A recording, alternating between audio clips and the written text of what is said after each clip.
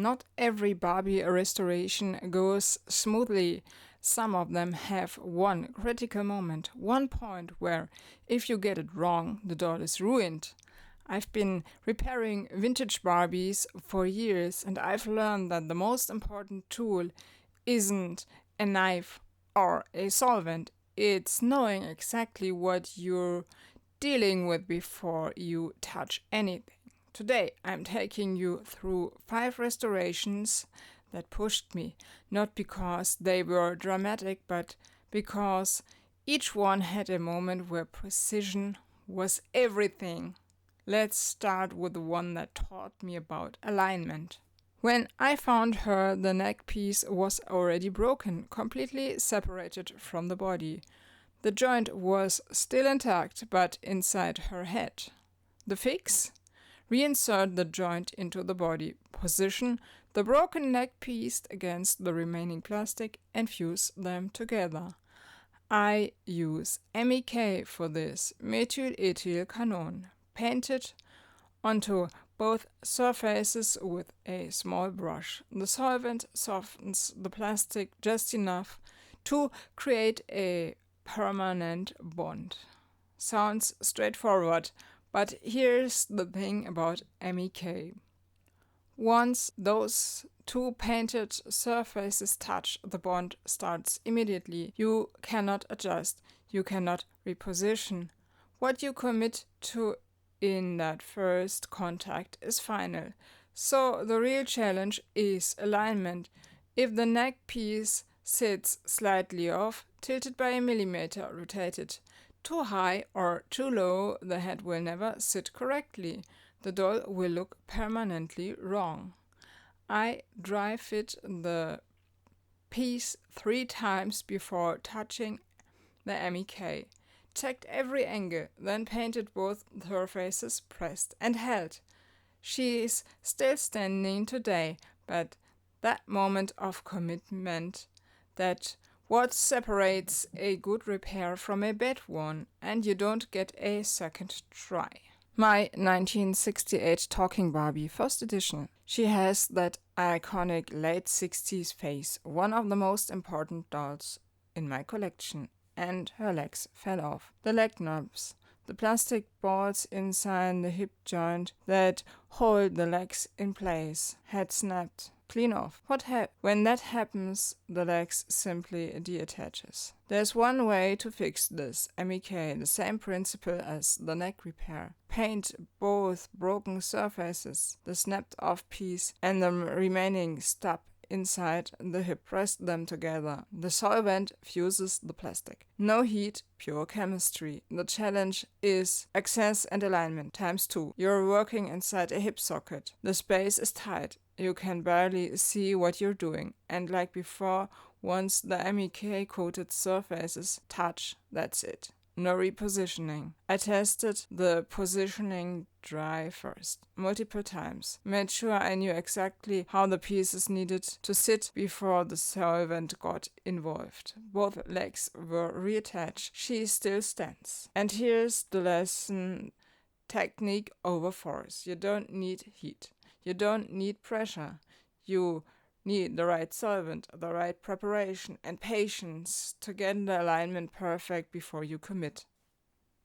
Not every challenge is about alignment and solvent. Sometimes it's about color. This is my Spanish Sunsational Barbie from the late 70s. Gorgeous sculpt, but her hair streaks, those signature blonde highlights, they were faded. Some of them were gone.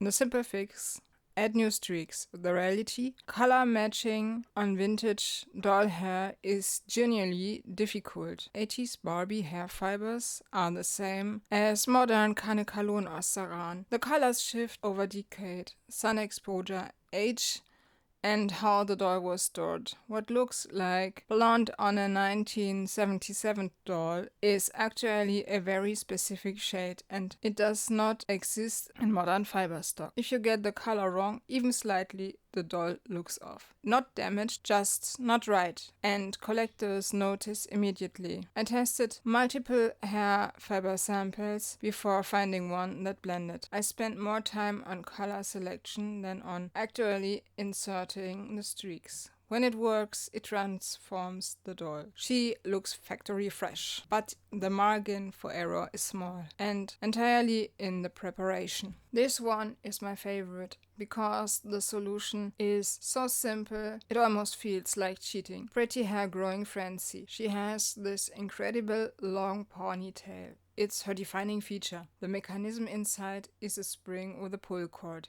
You pull it, the hair grows. Release, and it retracts. Clever engineering from a time when Mattel really invested in play features. The problem? The ponytail mechanism here. Because we had the problem that there was the ponytail stuck inside the body and the neck piece of the whole doll was missing. So she had problems that we put a head on her in general at first, and I invented the straw method here. A simple drinking straw. I slided it over the ponytail before I reattached the pieces for the neck on the doll so that the hair of her ponytail couldn't be glued inside the doll and the mechanism would still work after my repair. The straw here takes the friction. It protects the hair and the mechanism while the reattached neck pieces dried. Once the neck pieces were dry, I could remove the straw, put the head back on, and the ponytail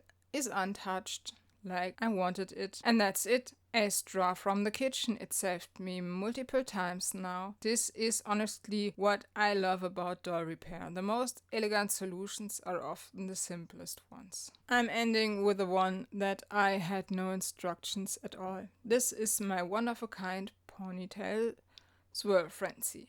One of a kind. She's based on a prototype that Mattel never released. I had one reference photo, one of the last Barbie conventions. No tutorial, no other collector who had done this before, no one to ask. Every decision was my own. The hair fiber type, the reroute pattern, the ponytail placement, whether to touch the face paint or leave it original. And the thing about a custom like this, once you customize a vintage doll, the original state is gone. You can't undo it. I worked slowly. I checked that one photo constantly, and I relied on years of handling 1960s Barbie, knowing how Mattel designed these dolls and how the hair was rooted, how the face paint was applied. When she was done, she wasn't perfect, but she was something that didn't exist before. A piece of Barbie history that never got produced. Brought to life from one photo. And that's really what the Barbie Hospital is about. It's not drama. It's not near disasters. It's about knowing your materials, understanding your dolls, and trusting what you've learned. 5 dolls, 5 challenges, 5 repairs.